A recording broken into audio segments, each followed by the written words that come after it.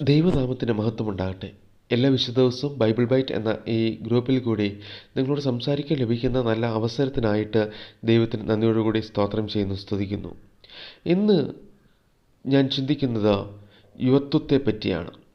തിരഞ്ഞെടുത്തിരിക്കുന്ന വേദഭാഗം അപ്പോസ്തലനായ വിശുദ്ധ പൗലോസ് തിമോഥെയോസിന് എഴുതിയ 1-ാം ലേഖനം 4-ാം അധ്യായം അതിൻ്റെ 12-ാം വാക്യം. ആരും നിന്റെ യൗവനം തെച്ചീകരിക്കരുത്. വാക്കിലും നടപ്പിലും സ്നേഹത്തിലും വിശ്വാസത്തിലും നിർമ്മലതയിലും വിശ്വാസികൾക്ക് മാതൃക ആയിരിക്കാം. ജീവിതത്തിലെ ഏറ്റവും ചൈതന്യവത്തും സജീവവുമായ കാലഘട്ടമാണ് യുവത്വം എന്ന് പറയുന്നത്. സ്വപ്നങ്ങൾ പൂക്കുന്ന കാലഘട്ടം. 1000 പ്രതീക്ഷകളും സ്വപ്നങ്ങളും മനസ്സിലേറ്റി ജീവിതത്തെ കരുപ്പിടിപ്പിക്കുവാൻ വഴികളും കലാലയങ്ങളും തേടുന്ന ഒരു കാലഘട്ടമാണിത്. യൗവന കാലഘട്ടത്തെ പലപ്പോഴും കടിഞ്ഞാണില്ലാത്ത കുതിരയോട് ഉപമിക്കാറുണ്ട്. കടിഞ്ഞാണില്ലാത്ത കുതിരയുടെ പ്രത്യേകത എന്നത് അതിന് ഒരു നിയന്ത്രണവുമില്ല എന്നതാണ്. തനിക്ക് തോന്നുന്ന ഇടത്തേക്ക് അതിന് സഞ്ചരിക്കാം. ഇതുപോലെ യുവത്വം കടിഞ്ഞാണില്ലാത്ത കുതിരയെപ്പോലെ ആയാൽ ഗുണത്തിന് പകരം ധാരാളം ദോഷഫലങ്ങൾ ആയിരിക്കും ലഭിക്കുക. യുവതലമുറ സമകാലീന ലോകത്തിൽ പലതരത്തിലുള്ള വെല്ലുവിളികളും പ്രലോഭനങ്ങളും അഭിമുഖീകരിക്കുന്നുണ്ട്.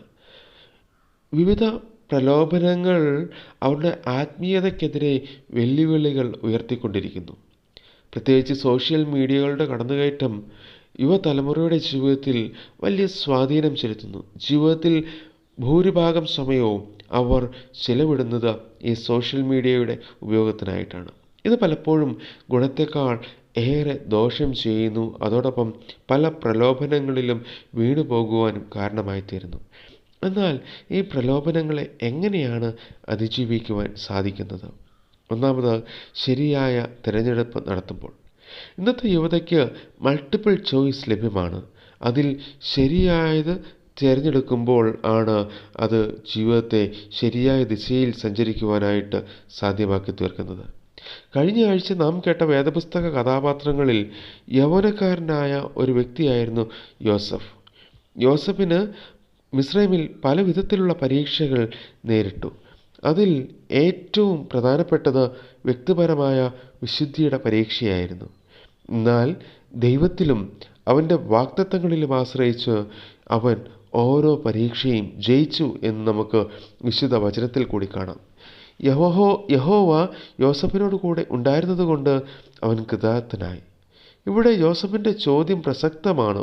ഉൽപ്പത്തി പുസ്തകം 39-ാം അധ്യായം 9-ാം വാക്യത്തിൽ ദൈവത്തോട് പാപം ചെയ്യുന്നത് എങ്ങനെ എന്നാണ് യോസഫ് ചോദിക്കുന്നത്.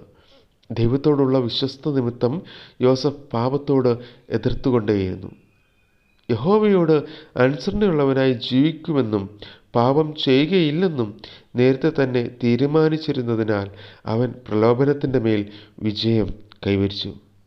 ദൈവസന്നിധിയിൽ ശരിയായത് ഏത് എന്ന് കണ്ടെത്തുവാൻ, അത് തിരഞ്ഞെടുക്കുവാൻ യോസഫിന് സാധിച്ചു. അതിൽ കൂടി പാപത്തിൽ നിന്ന് അകന്ന് ജീവിക്കുവാനും യോസഫിന് സാധിച്ചു. നമുക്കും അനേകം ഓപ്ഷനുകളുണ്ട്.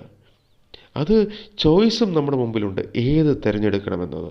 പക്ഷേ ശരിയായത് തിരഞ്ഞെടുക്കുവാൻ, ശരിയായത് കണ്ടെത്തുവാൻ നമുക്ക് സാധിക്കണം. അങ്ങനെ ശരിയായതിനെ കണ്ടെത്തുമ്പോൾ നമ്മുടെ ജീവിതം ഏറ്റവും അനുഗ്രഹപൂർണമായി തീരുവാനായിട്ട് സാധിക്കും. രണ്ടാമതായിട്ട്, ദൈവ ഇഷ്ടം മനസ്സിലാക്കുന്നതിൽ കൂടി പ്രലോഭനങ്ങളെ അതിജീവിക്കുവാൻ സാധിക്കും.